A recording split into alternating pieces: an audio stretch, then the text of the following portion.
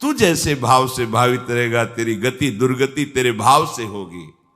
इसलिए तुझे सब समय, तस्मात् सर्वेषु कालेषु, सब समय केवल मेरा स्मरण प्रधान रखना है तेरे को। भगवान के वचन मान लीजिए।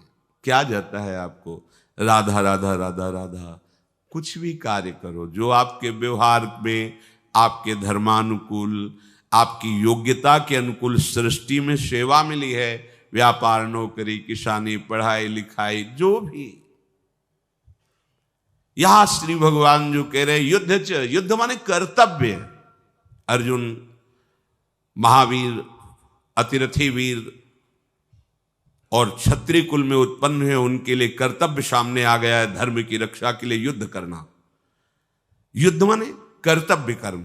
जो तुम्हारे सामने कर्तव्य कर्म है उत्साह पूर्वक उसको करो, पर माम स्मर, मेरा स्मरण करते हुए। हम कार्य तो करते हैं पर भगवान का स्मरण करते हुए नहीं, प्रभु का स्मरण करते हुए नहीं। भोगों का स्मरण, उसके फल का स्मरण, या रागवृत्ति से या द्वेष वृत्ति से, दो से ही हम विचरण करते रहते हैं। रागात्मक चिंतन या द्वेषात्मक चिंतन, ये दोनों हमारी दुर्गति कराने वाले हैं। संसारी जो भोगों में रत हैं वो अध्यात्म की बातों को समझने की योग्यता खो देते हैं, पर जो सत्संग सुनते हैं, नाम जप करते हैं, उनकी बुद्धि में आध्यात्मिक बातें पकड़ने की योग्यता आ जाती है। आप सब भाग्यशाली हैं। श्रीधाम वृंदावन आए, वृंदावन वास कर रहे हैं, रोज सत्संग सुन रहे हैं, पर आप अपना दुर्भाग्य क्यों बना रहे हैं? राग द्वेष में क्यों विचरण कर रहे हैं?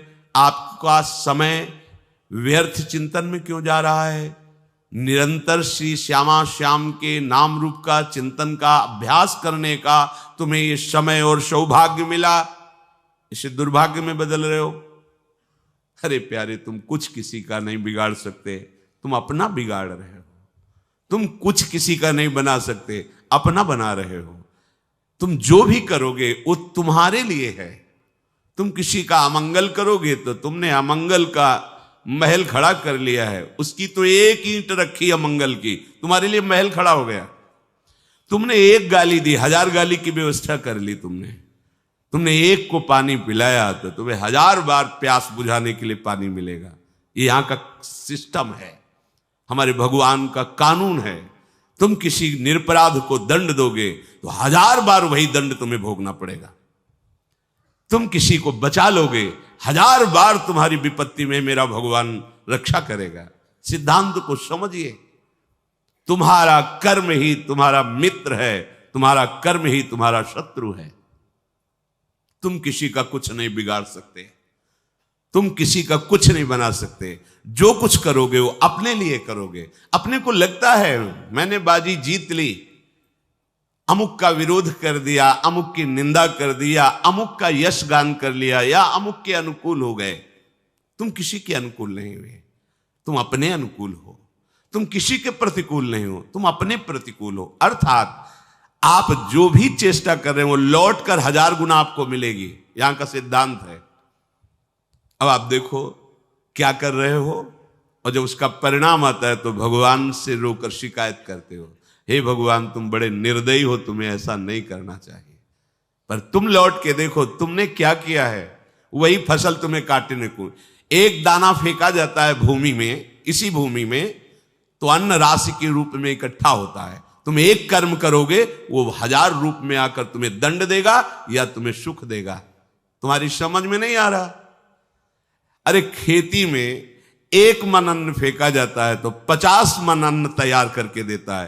तो एक कर्म भूमि है, इसमें तुम एक पाप कर्म करोगे वो 50 बार तुम्हें दंड देने के लिए घेर लेगा। फिर कहोगे भगवान बड़ा निर्दयी है, मैंने क्या किया था।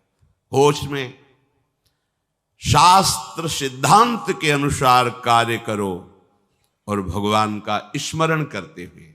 कोई भी कार्य भगवत स्मरण रहित नहीं होना चाहिए।